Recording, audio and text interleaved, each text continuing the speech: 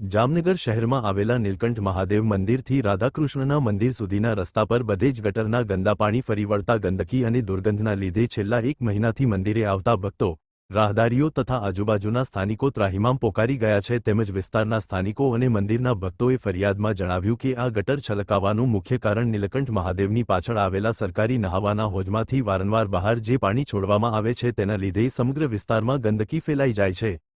જામનગર छोटी काशी तरीके ओळखाय छे।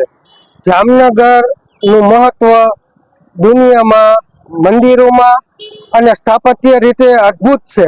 आपणे एनी जाळवणी करवी प्रजा अने सरकारनी फरजमां आवे छे। मोदी साहेबे जे सफाई अभियान चलावे छे एमां जो आपणे आ लोको प्रजा शुं करे एनाथी थाय एटली साफ सफाई करे। सरकार तरफथी अमने विनंती है कि कोई योग्य निकाल करे, कोई एवा माणसों लई आवे। ऊपर रजूआत करी कोर्पोरेशन में नाना थई जशे 2 दिवसे 3 दिवसे अठवाडियामां 3 दिवस सतत अर्धो पग भराई जाय ने माणाना घोटण डूब पाणी आवे छे।